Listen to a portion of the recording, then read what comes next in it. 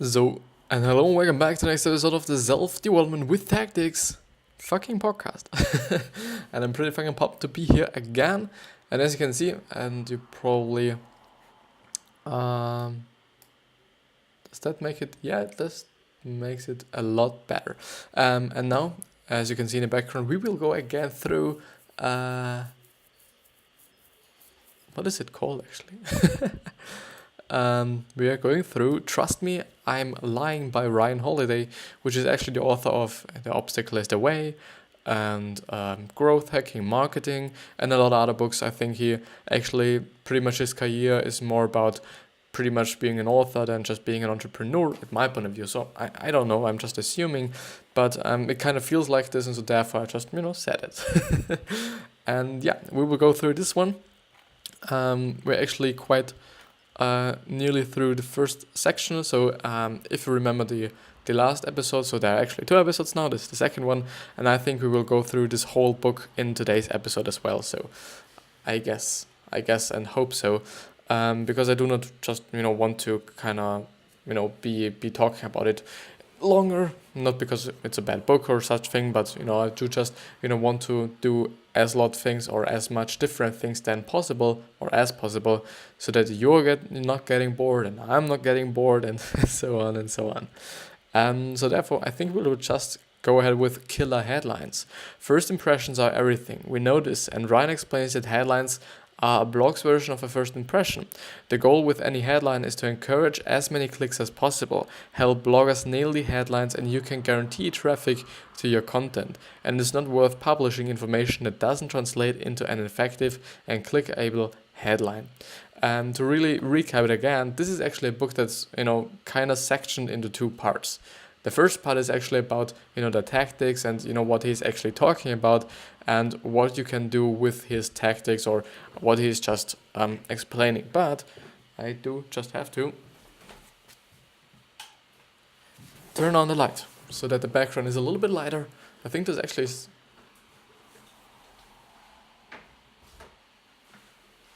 Now it's good. So that actually the background is fucking neutral today. Wow, I didn't know that it was like this. Even though I'm sitting here just all the fucking time. Never mind. But so actually this book is sectioned into 2 parts. The first part is about all the tactics he uses or used, hopefully.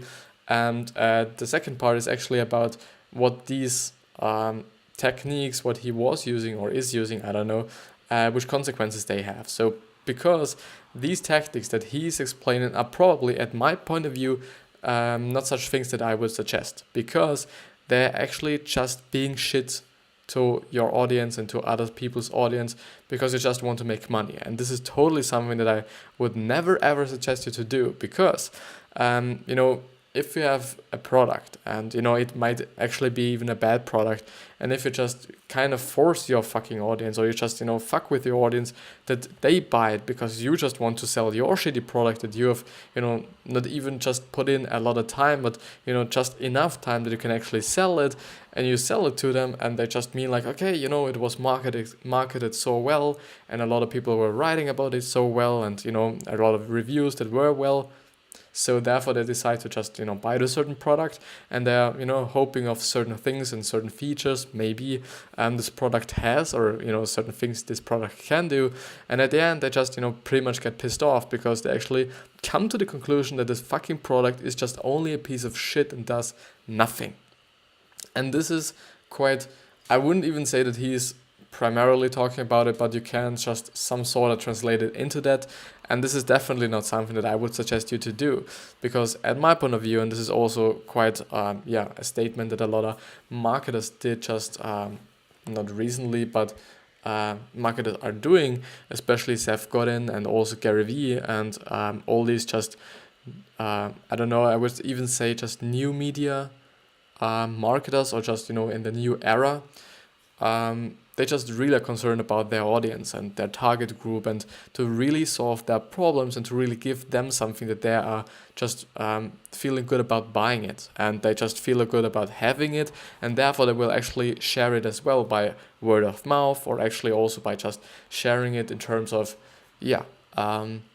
online sharing actually, and they only not go through the way of just making a controversy and just go that way, so that they piss off as much people as possible, so that they will just fucking share this share this post so that you get as much money and as much attention as you want to.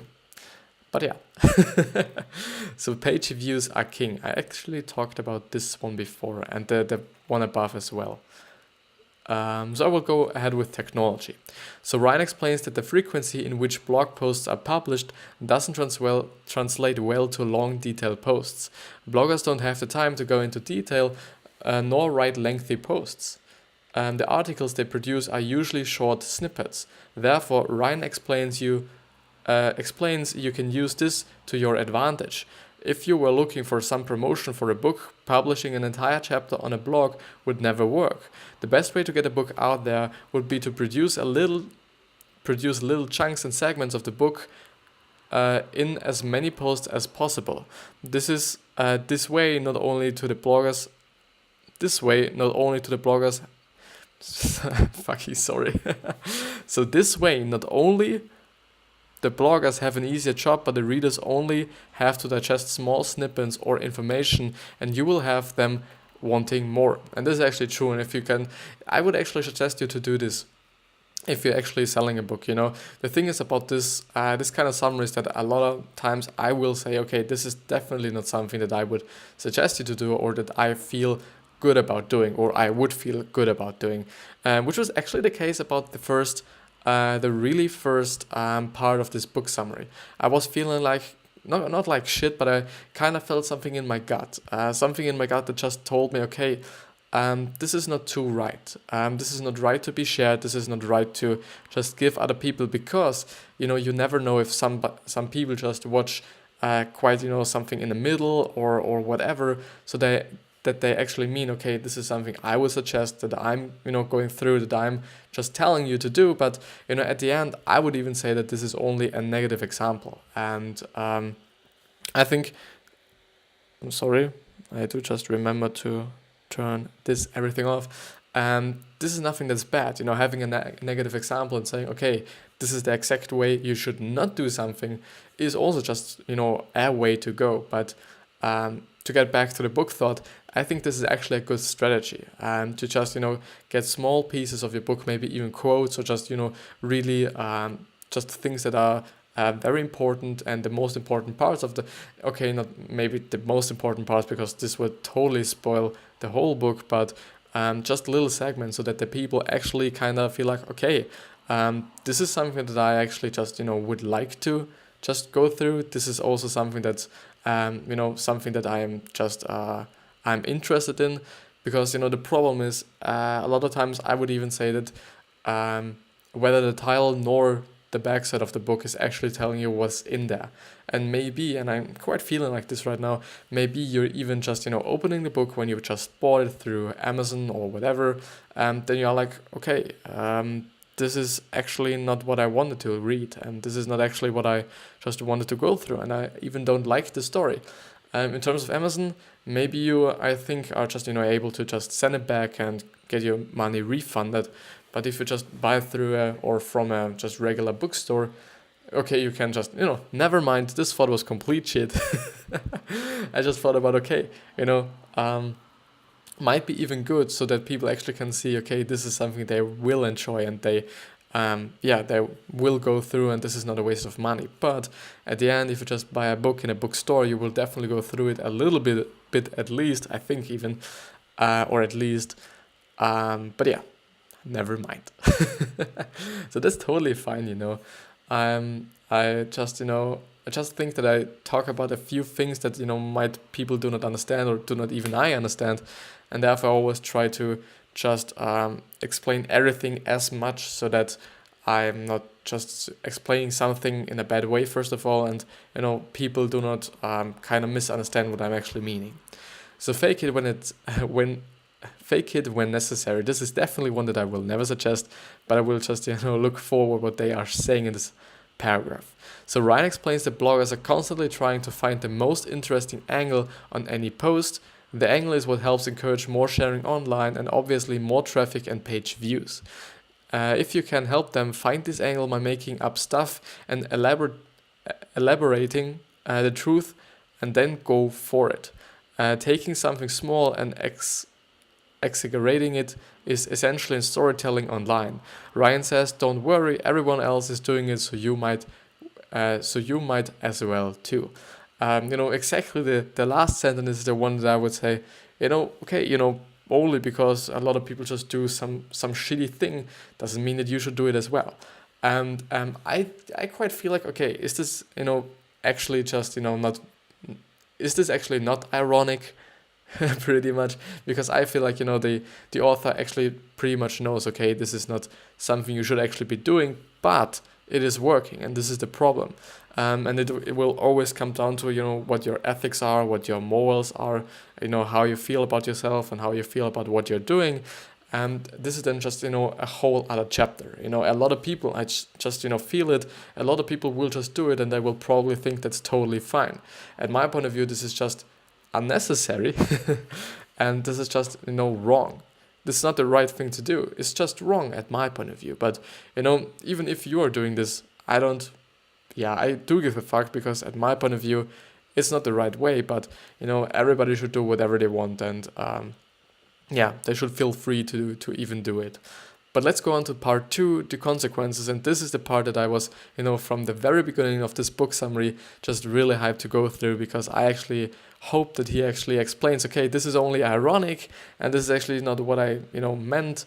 But the thing is, I think he actually doesn't mean it like this, but he knows that it works. He just knows that it works, and therefore he just puts it out, and maybe in a little ironic way, but let's see. So part 2, the consequences. In the second half of the book, Ryan outlines the consequences of the actions described above, and why he no longer uses these techniques, or tactics actually. And the objective of his book is to expose the truth about how modern media works and the consequences of the system. So you are not the only manipulator out there. Ryan realized that he was manipulating the media with the actions discussed in the first part of the summary, but he was slightly shocked to realize he wasn't alone, and there were loads of others doing the exact same thing. He explains that when looking at the manipulation from the perspective of someone not involved in a deal, he uncovered the true effects on people's lives. It was a sobering realization that people's lives were being trashed, their words twisted, companies' secrets revealed, and there were real-life unfortunate circumstances. And all of this was done in vain, so the bloggers could get more views, and one company comes out looking better off. And this is actually the thing. Always when you're just manipulating something, you're doing it on the cost of something else. In some kind of this way, it is just on cost of other people. And this is something I think, and if people are doing that, or if you're doing it themselves, I don't know. This is something you should be conscious about. You might hurt, or you just fuck the life of, or the entire life of one people or one person, or even a few people, or if it's a company, you definitely fuck a lot of people, because if this company, for example, this is just some kind of theoretical stuff now.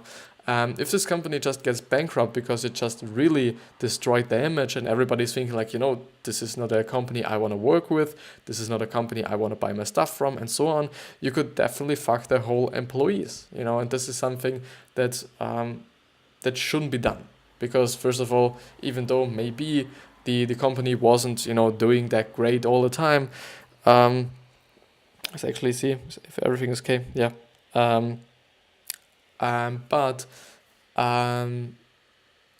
yeah, the employees, they just are working there. So therefore, I think they are not just, kind of should be blamed for what they're doing. But, this is just, some other thoughts that I'm just having right now. But in general, why would you do just something that's on the cost of other people?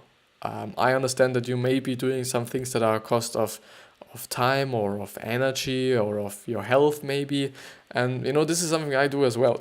So I just work on this right now on the cost of time, obviously, and maybe even on the cost of health if you just kind of put my not sleeping into the equation, which is definitely something you should never do. Please sleep. And the problem is, I do just suggest you something right now that I'm personally not doing myself, and this also some kind of feels not right, but it feels like a little bit, a little bit disturbing kind of, because I just tell you, okay, just sleep please, and I'm not doing it myself. The thing is, I don't sleep that much during the week because I just want to work and I just do work and I just have to do the things that I'm doing right now because I've started them, and I'm just so much in that I cannot just stop. And I think this is also a problem of mine, to be honest. I don't know when I should stop, actually. And I think I will just ever go on and go on and go on, whether I'm just actually achieving something or not achieving something. And this is something that I would definitely suggest you to go through The Dip by Seth Godin, which I've actually been making a video about, or it was actually one video about, I think,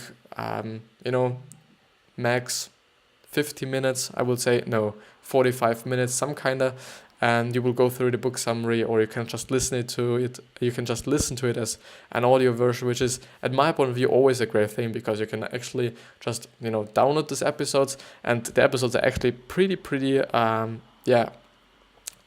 compact. So in terms of, they are not that large, so they actually only have 20 MB or maybe even less, a little bit more, something in that area. So a long time ago, I was just actually uploading the unconverted files, which actually were kind of about 100, 200 MB big. And the problem was that, first of all, the audio quality wasn't that much better. So I actually can't hear any kind of difference between the not compromised one and the not.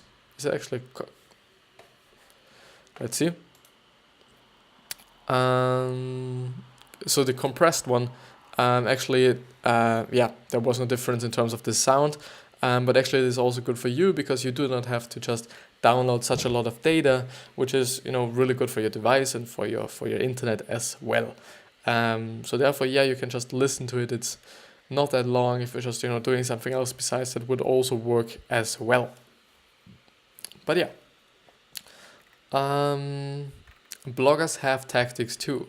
And once he became more involved in the blogging world, Ryan started to pick up on bloggers' tactics. Their aim is obviously to keep people on their websites and pages as long as possible, and they have a few sneaky tricks. For example, they will insert images of attractive women on the YouTube thumbnails just to get the clicks. And this is definitely something you can just see a lot of times, which maybe even fucking inappropriate if you're just having a kids channel or something, and even it wouldn't work. So besides the whole thought, but also if you do just have a very young audience, you might just think about if you actually should do this, or this is just also theoretically, because you should obviously not do this, even but if there is a woman in the video, okay, you can do this, instead, but instead it would just be some kind of clickbaity thing, which is to some degree actually, at my point of view, totally okay, if you just, use questions in your title, or use specific words or specific, phrases that actually are pretty catchy, but are actually kind of either answered in the video itself, or actually are as a question in the video itself. So it is somehow related to the video, and that, totally something else from a different universe or something. So Ryan tells the story of being at a large conference and witnessing a famous blogger ignoring the speaker and all other attendees. They were simply glued to their phone on Facebook, Twitter, and replying to blog comments. Ryan realized just what an impact this life can have, and vowed to not end up like this. This is actually something you should just be conscious about. There is a life online, and there is a life in the real physical world. I always just kind of think about the internet and social media and so on as a different world. So it is definitely a world, and it has its own rules, and so it's it's working on a different level than the physical world. Even though they are just some kind of wired, because we are living in a physical world, and we actually made the virtual world in the physical world. So and this is also some kind of an answer to why online advertising is just working, because there is attention. There is maybe more attention than in the physical world, but there is just attention. This is just facts. And where attention is, there are also brands and companies and whatever, because they just see it. They would be dumb to just not use this attention they get through this certain channel or this certain kind of medium. And so therefore there will also be advertising. The thing is, okay, online advertising is way cheaper and way better also in terms of targeting and being more precise with your audience or target audience than in the real world or the physical world, whatever you're gonna call it. So therefore, okay, these people who say like, okay, Facebook and Instagram and all these social media platforms, or maybe even the internet in general, I don't know what these people are thinking. I'm always just kind of listening to what people are thinking or saying actually. So they say, okay, the advertising here is not working and you should rather do print and whatever. So print is totally fine. If you have a target audience that only just has print, but just use print, because it wouldn't make any sense if you do just, make some social media advertising only because you can. So this is always in terms of your target audience, and this is always in terms of whom you're serving, and this is always in terms of where the attention is. So the thing is, if your attention is just in the internet, just do it in the internet. If your attention is in the real world more than in the virtual world, then do it in the real world.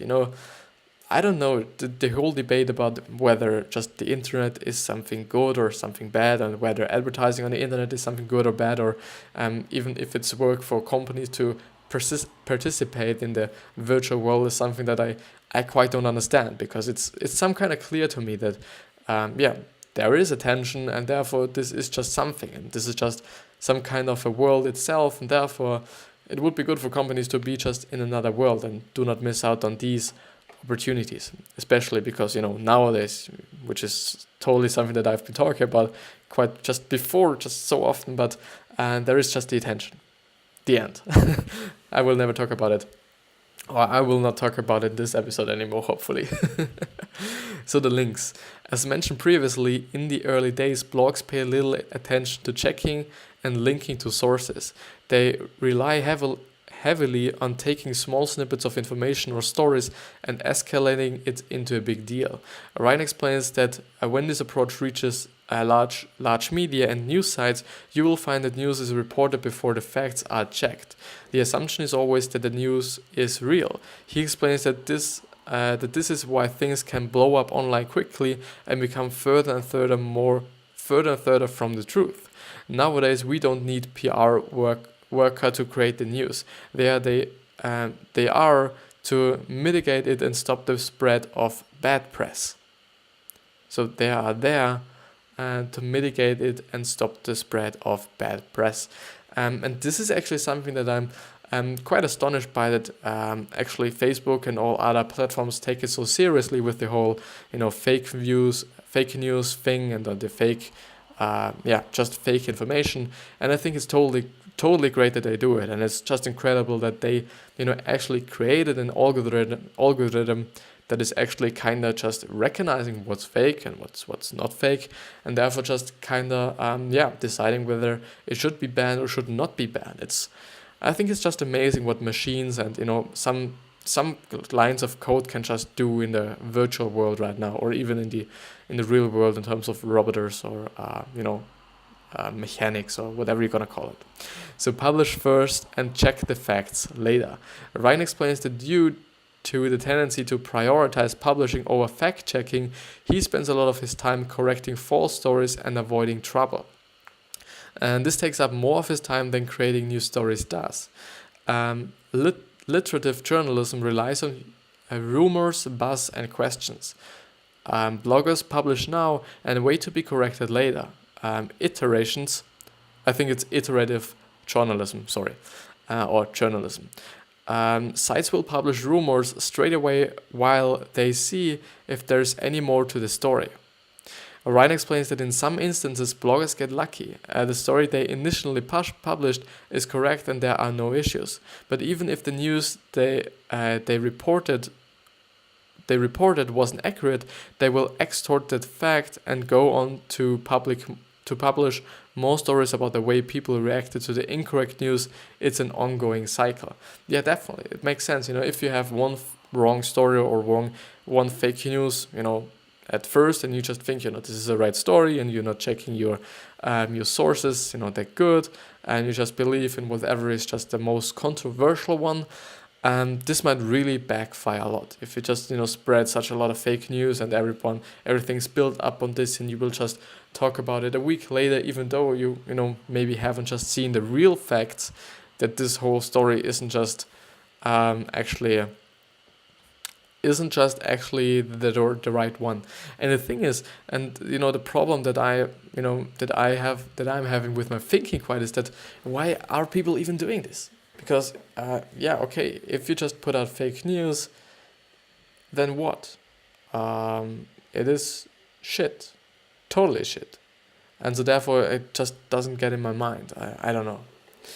Corrections. Yes, a blog can be edited after it's been published, and amendments can be made. However, bloggers refuse to accept that they were wrong.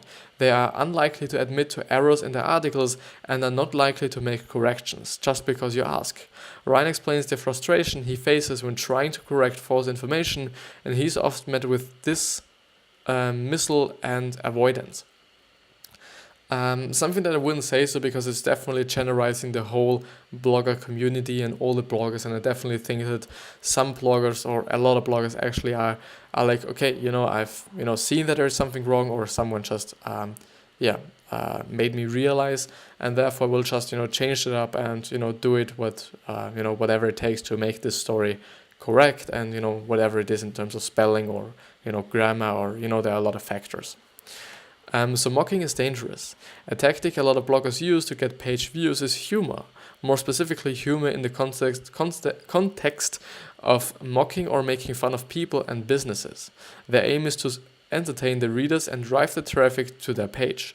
But bloggers often don't realize the negative effect this can have on people and businesses. Even, I think you can get sued for that, or actually get sued for that if you just, really are so talking, about a business, especially a business, I think, in such a bad way that they actually kind of feel like, okay, this is kind of insulting their image, or kind of breaking down their image.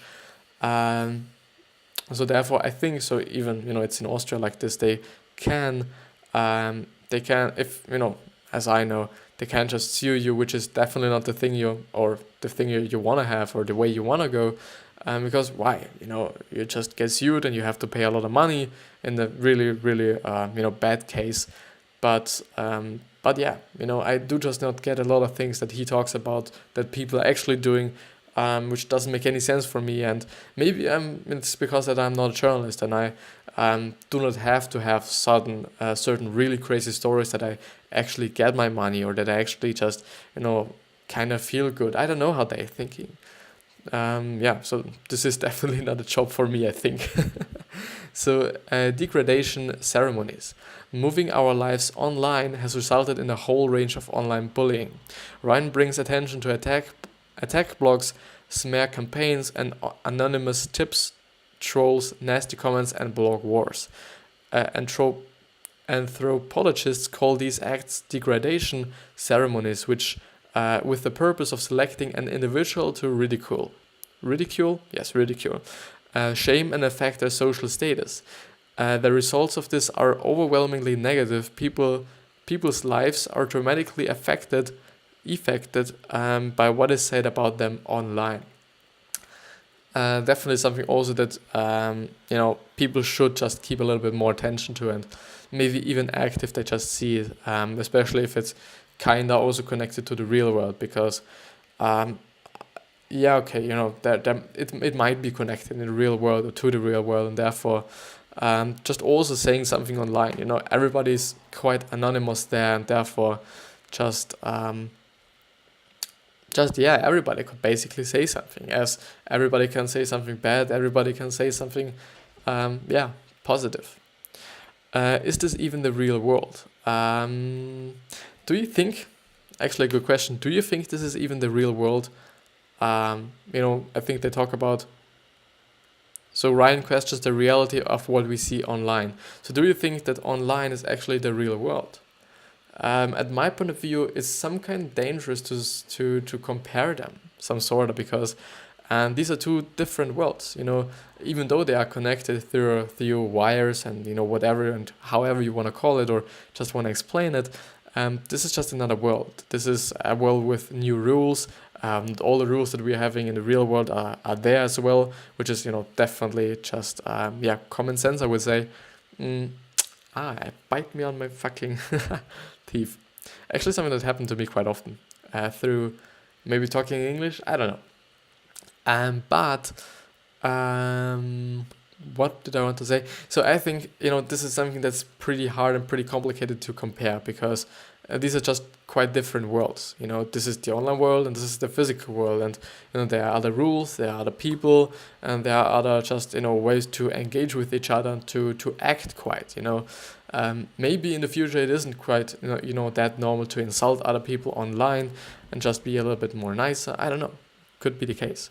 So this book has illustrated how blogs speculate, rush, exaggerate, distort and mislead in order to grab attention.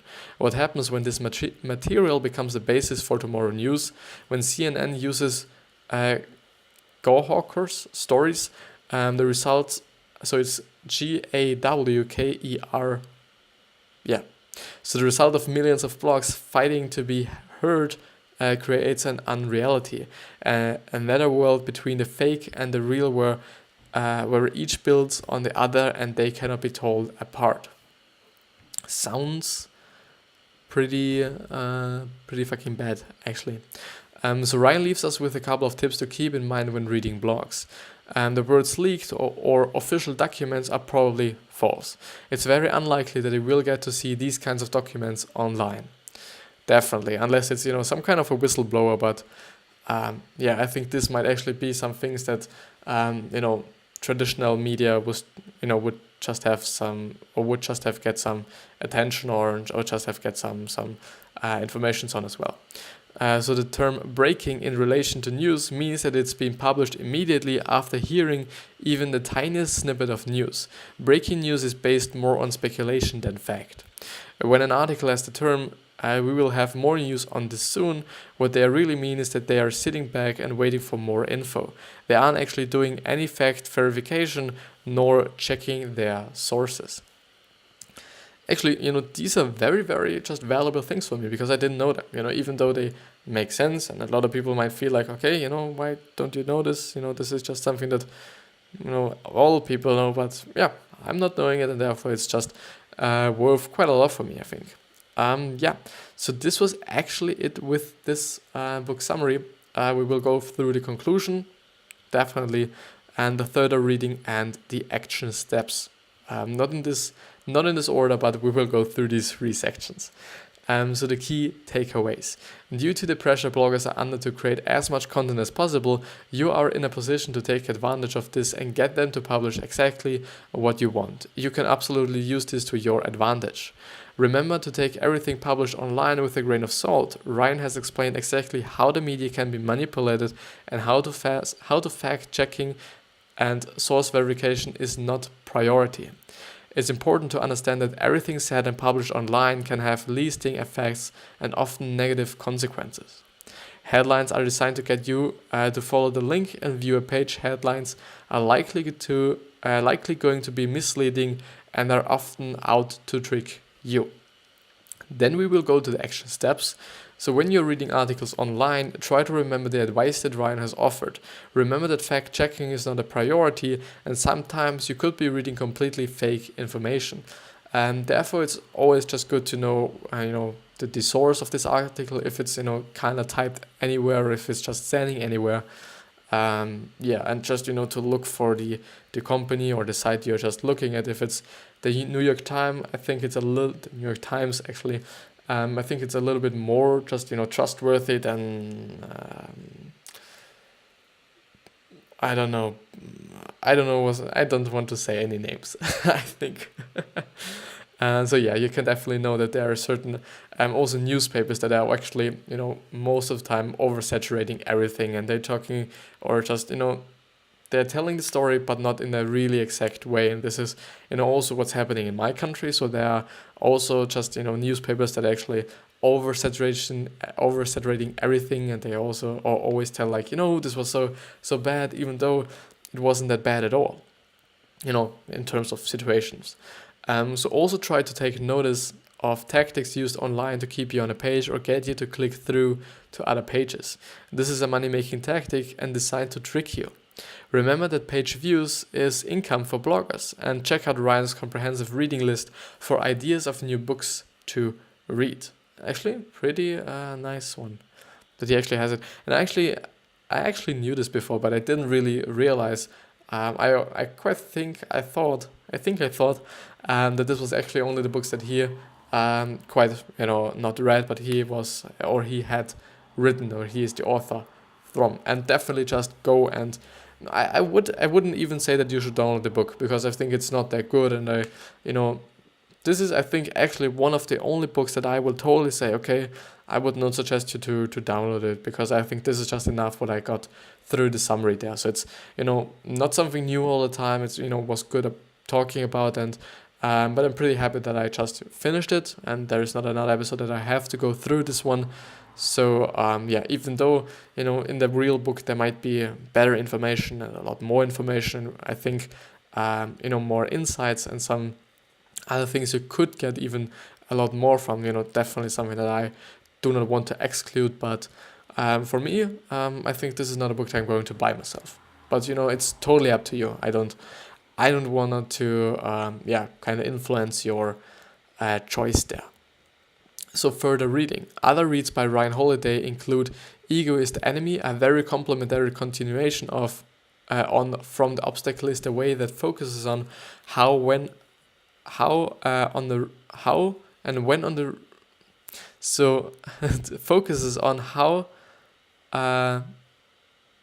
to succeed, quite, because the sentence doesn't make any sense.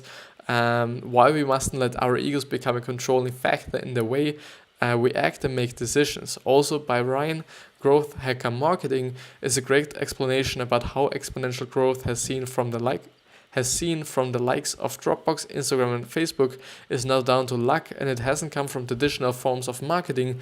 Their rapid growth has been engineered from the beginning, and despite being late entrants into their markets, these companies have succeeded using new age marketing techniques. Totally have they succeeded. These are, very fucking big companies. Then Robert Greene, which is actually the mentor of Ryan Holiday. So Robert Greene was one of the most influential people in Ryan Holiday's life, and his book, The 48 Laws of Power, outlines key steps to understanding how to use and enforce your power. And last but not least, other great reads are The Thank You Economy, which is actually a book that I've been going through on this podcast or YouTube video as well, or YouTube channel as well, which is actually from Gary Vaynerchuk, an insight into the changing platform of marketing, where Vaynerchuk emphasizes the importance of social media in any business venture, and Inspired by Marty Kagan, which details the process of creating a product, whether that be internet-based or physical. Actually, the last one is definitely something that I'm quite interested in. And in terms of Inspired, Hooked, I think, it's called Hooked, if I remember correctly, is also just, a complete book, and seems to be a very good book about, product making, but I think it's more about, the virtual or digital products than the physical ones, but I'm not sure. So go check it out. It's, Hooked. It's some kind of yellow cover with some kind of brain illustration with, a man, I think, and, whatever. And, as always, the guidelines book by the author of this summary. So I'm actually on the powellminers.com website. It's a pretty great website. There are a lot of book summaries, and they're also quite detailed, and you can get a lot out of it. So they're definitely just really way worse websites than this one. And yeah, he actually has a podcast, I can see now.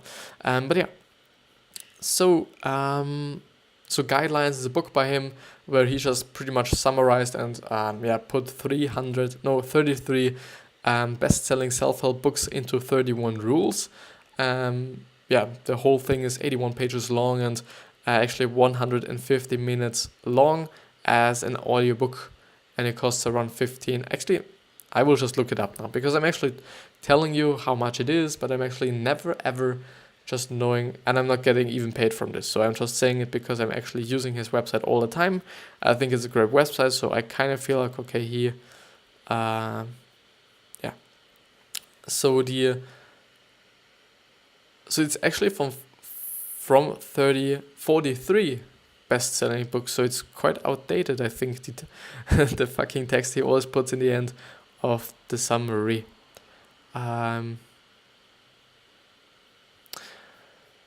So which books do you get in the video summaries? So there's actually also a video summary. Build to Last, Leaders Eat Last, Sleep Smarter, The One Thing, The Subtle Art of Not Giving a Fuck, and You Are a Badass. Okay, so I will just show you very quickly because I want to not give too many attention to it. The ebook, only the book is $13, which is actually 43 books in one book for $13. And the ebook plus audiobook is $17, and plus the video summary, so quite everything.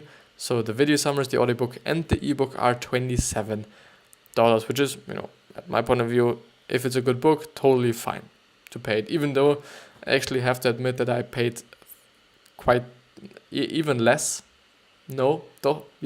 Even less for Seth Godin and This Is Marketing, which is the book that I bought myself recently. So just it arrived yesterday, and I'm pretty fucking pumped to go through it a little bit at least. I will totally force myself to go through it a little today. But with that being said, I hope you have a wonderful, wonderful, wonderful day and or night. I hope you're doing pretty well. I hope you do get the success, the wealth, the health, the happiness, especially happiness. But even do not forget to just give back something, because it is important. And do not forget about your legacy. Just, remind yourself on that people will remember you in a certain way. And it always depends on how you want to be remembered. If it's, a bad way, or if you want to be remembered as a fucking asshole, or just as someone who was just really nice to be around with and just an incredible person. Yeah. And with that being said, I hope you have a wonderful day or night. I said this, I know.